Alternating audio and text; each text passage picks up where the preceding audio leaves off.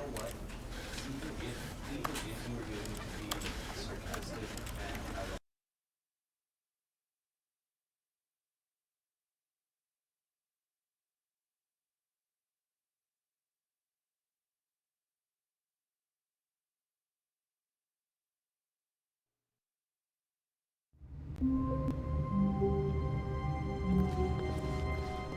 All of his co-workers were gone.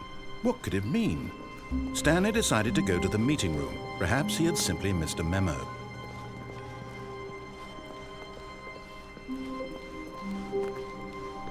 When Stanley came to a set of 2 open doors, he entered the door on his left.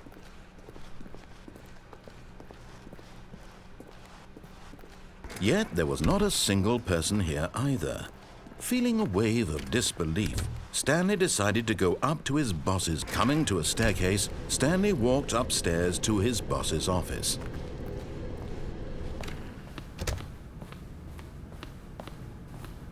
Stepping into his manager's office, Stanley was once again stunned to discover not an indication of any human life. Shocked, unraveled, Stanley was in such a rush to get through the story as quickly as possible, he didn't even have a single minute to just let the narrator talk. That kind of anxiety isn't healthy, so he relaxed for a few moments with some calming New Age music.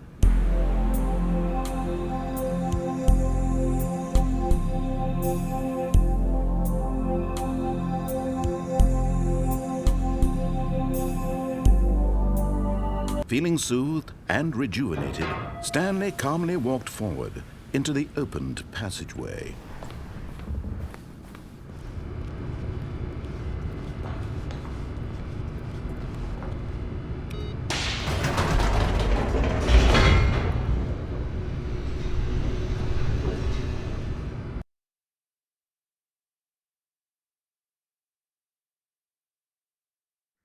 Descending deeper into the building, Stanley realized he felt a bit peculiar.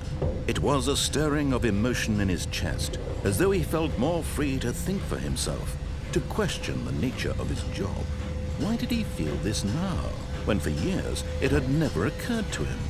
This question would not go unanswered for long.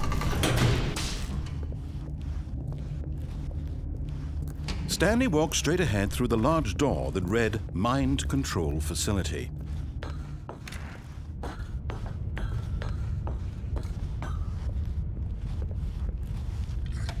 The lights rose on an enormous room packed with television screens. What horrible secret did this place hold? Stanley thought to himself. Did he have the strength to find out?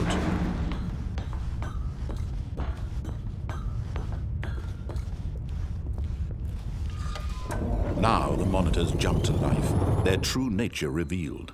Each bore the number of an employee in the building, Stanley's co-workers. The lives of so many individuals reduced to images on a screen, and Stanley, one of them, eternally monitored in this place where freedom meant nothing.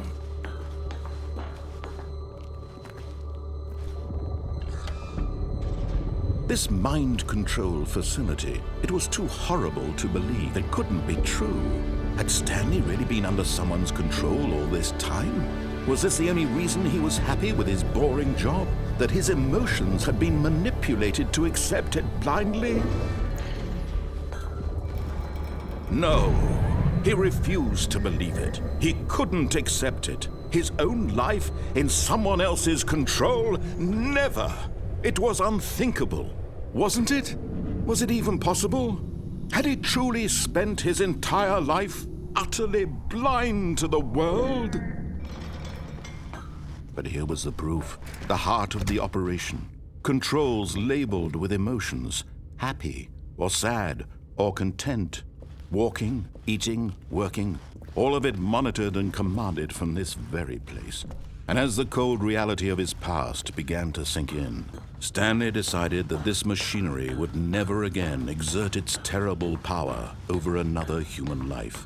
For he would dismantle... Oh, Stanley, you didn't just activate the controls, did you? After they kept you enslaved all these years, you go and you try to take control of the machine for yourself. Is that what you wanted? Control? Oh, Stanley, I applaud your effort, I really do. But you need to understand, there's only so much that machine can do. You were supposed to let it go, turn the controls off, and leave. If you want to throw my story off track, you're going to have to do much better than that. I'm afraid you don't have nearly the power you think you do. For example, and I believe you'll find this pertinent, Stanley suddenly realized he had just initiated the network's emergency detonation system. In the event that this machine is activated without proper DNA identification, nuclear detonators are set to explode, eliminating the entire complex. How long until detonation then? Let's say 2 minutes. Now this is making things a little more fun, isn't it, Stanley? It's your time to shine. You are the star. It's your story now. Shape it to your heart's desires. Oh, this is much better than what I had in mind. What a shame we have so little time left to enjoy it. Mere moments until the bomb goes off. But what precious moments each one of them is. More time to talk about you, about me, where we're going, what all this means. I barely know where to start. What's that? You'd like to know where your co-workers are? A moment of solace before you're obliterated? All right, I'm in a good mood. You're going to die anyway. I'll tell you exactly what happened to them. I erased them. I turned off the machine. I set you free. Of course, that was merely in this instance of the story. Sometimes when I tell it, I simply let you sit there in your office forever, pushing buttons endlessly and then dying alone. Other times, I let the office sink into the ground, swallowing everyone inside, or I let it burn to a crisp. I have to say this, though, this version of events has been rather amusing. Watching you try to make sense of everything and take back the control wrested away from you, it's quite rich. I almost hate to see it go. But I'm sure whatever I come up with on the next go-around will be even better. My goodness, only 34 seconds left. But I'm enjoying this so much. You know what? To hell with it. I'm going to put some extra time on the clock. Why not? These are precious additional seconds, Stanley. Time doesn't grow on trees. Oh dear me, what's the matter, Stanley? Is it that you have no idea where you're going or what you're supposed to be doing right now? Or did you just assume when you saw that timer that something in this room was capable of turning it off? I mean, look at you. Running from button to button, screen to screen, clicking on every little thing in this room. These numbered buttons, no, these colored ones. Or maybe this big red button, or this door. Everything, anything, something here will save me. Why would you think that, Stanley? That this video game can be beaten? Won? Solved? Do you have any idea what your purpose in this place is? Stanley, you're in for quite a disappointment. But here's a spoiler for you. That timer isn't a catalyst to keep the action moving along. It's just seconds ticking away to your death.